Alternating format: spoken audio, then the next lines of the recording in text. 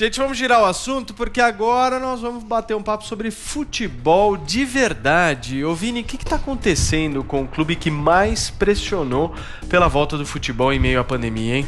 Pois é, Paulo Matias, o Clube de Regatas Flamengo, que pressionou tanto para a volta do futebol, para a volta do Brasileirão e agora está liderando, na verdade, o Covidão, Paulo Matias, porque 16 jogadores, nada mais, nada menos que 16 jogadores do Flamengo estão atualmente afastados por coronavírus. Estão com Covid-19 depois da viagem aí da delegação ao Equador numa partida pela Taça Libertadores da América. Então 16 jogadores mais o técnico Domenech Torrent estão afastados, sendo que 27 casos foram confirmados dessa delegação que estava aí nesta viagem até o Equador. Sobraram, Paulo Matias, do elenco profissional apenas 4 jogadores que ainda não tiveram ainda coronavírus dentro do Flamengo. Outros já tiveram há um tempo atrás e agora estão imunes, portanto podem jogar. Mas ainda assim sobraram apenas 10 jogadores do elenco profissional para a próxima partida contra o Palmeiras. E aí o que o Flamengo fez? Pediu o adiamento dessa partida, mas o Palmeiras, por hora, recusou este adiamento. Nós temos o tweet do Palmeiras recusando as palavras do presidente aí do clube, o Maurício Gagliotti, que diz o seguinte: o Palmeiras é contra o adiamento da partida do próximo domingo. O protocolo adotado para a competição contempla situações desse tipo. Não há, portanto, razão para que o jogo não aconteça. Palavras, então, do presidente do Palmeiras, o Maurício Gagliotti. E, de fato, a CBF já disse também que a regra tem que valer para todo mundo. Então, se o Flamengo tiver uma quantidade mínima aí de jogadores, porque ele pode pegar também jogadores da base para colocar nesse jogo contra o Palmeiras, a partida vai se realizar. Mas até o domingo, conhecendo o futebol brasileiro e conhecendo a CBF, é preciso a gente aguardar um pouco, porque pode ter novos desdobramentos aí dessa história. Mas aí, Paulo Matias, o vice-presidente do Flamengo, Rodrigo Dunchi, foi ao Twitter também dizer que o Palmeiras aí quer levar vantagem nessa história. Vamos ver o que ele disse.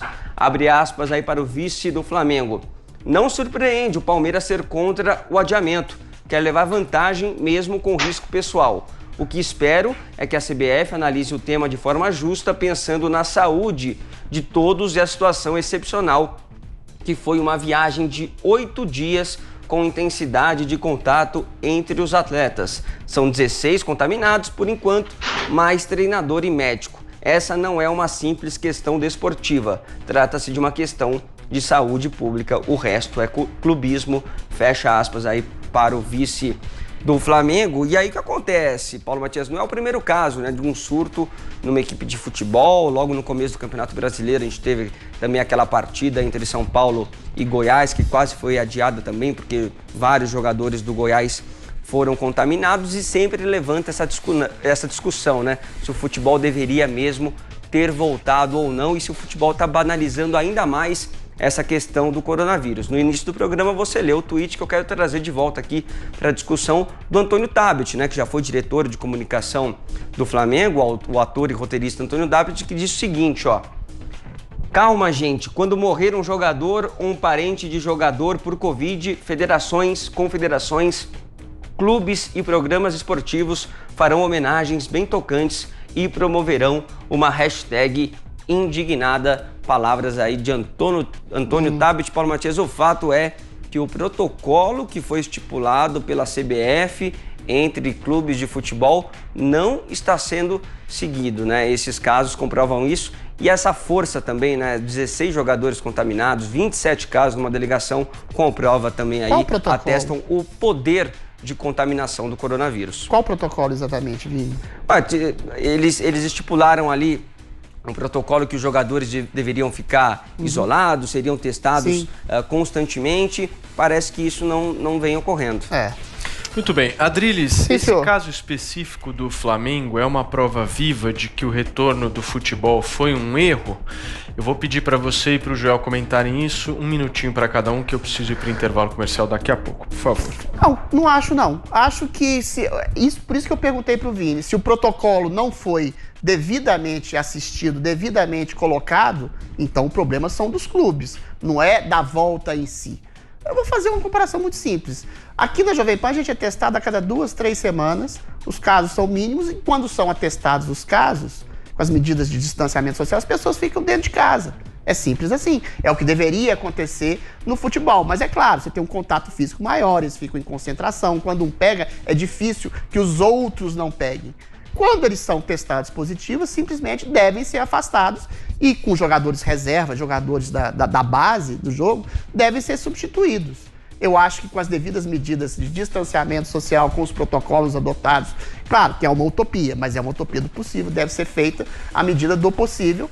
Eu acho que o futebol pode voltar, sim, sem maiores problemas, sendo que existe toda uma junta médica e científica que acompanha esses jogadores. Acho esse tweet do Antônio Tabet muito populista, que pessoas podem morrer dentro do futebol, fora do futebol, em qualquer lugar. Okay. Entendeu? Atestar esse tipo de populismo contra a volta do futebol é ser sensacionalista. Ô Paulo, e muitos clubes divulgam também esses vídeos, né, de vestiário, essas coisas. E assim, não está sendo seguido o protocolo, né? Primeiro que o vestiário já é um ambiente muito fechado. Tem o suor, aí os jogadores fazem aquela rodinha de oração, fica todo mundo junto ali, aglomerado. Existe o contato que precisa existir mesmo dentro de campo. Então, já é difícil. Agora, se os jogadores, né, como a gente viu no caso do Daniel Alves também, do São Paulo, né, tava fazendo ali uma reunião com amigos, tudo bem, hoje a maioria da população brasileira tá fazendo, mas quando um cara é um atleta profissional e pode colocar outros companheiros de equipe em risco, eu acho que há de se ter um cuidado maior. Para fechar, Joel, por favor. Pois é, eu também não iria tão longe de dizer que não pode ter jogo nenhum, mas no mínimo tem que cuidar melhor de ver se vocês estão seguindo aí quais as regras, o que dá para melhorar, testar mais, não sei, é preocupante o que aconteceu. Muitos de nós, a gente está vivendo como se já tivesse acabado, né, a pandemia, não tem mais risco nenhum e tudo. Isso não é verdade, tá? Surgiu uma notícia também esses dias, número de mortes por coronavírus mais que dobra em Santos, São Paulo, justamente 2 semanas depois daquela aglomeração toda nas praias ali do 7 de setembro e tudo. Então, o risco não acabou, as pessoas ainda estão morrendo, é coisa de... Agora estamos abaixo dos 1.000 por dia, mas ainda assim são números altos diariamente que a gente tem registrado no Brasil. Então, vamos tomar cuidado. Que bom que a gente está podendo aos poucos voltar à vida normal, mas sempre com o máximo de cuidado possível. Muito bem, Paulinha, você que é uma especialista em futebol, eu tenho uma dúvida aqui que eu gostaria que você me tirasse. O Pato tá jogando?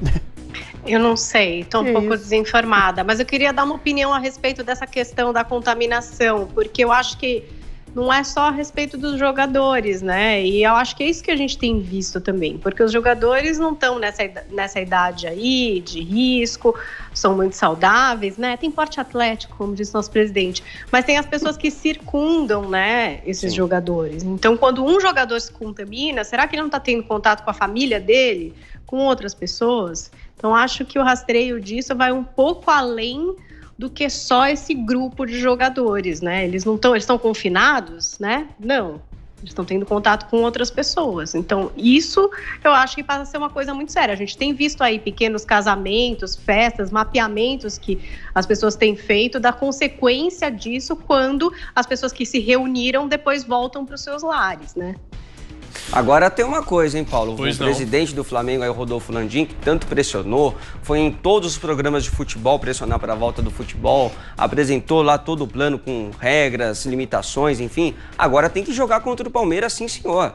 Né? Tem 10 jogadores profissionais, pegam os jogadores da base e vai pro jogo. Não tem essa, até porque tá discutindo também nos bastidores volta da torcida, tá pressionando pela volta da torcida também nos estádios. Então, assim, quis o retorno do futebol? Ok, mas arque com as consequências.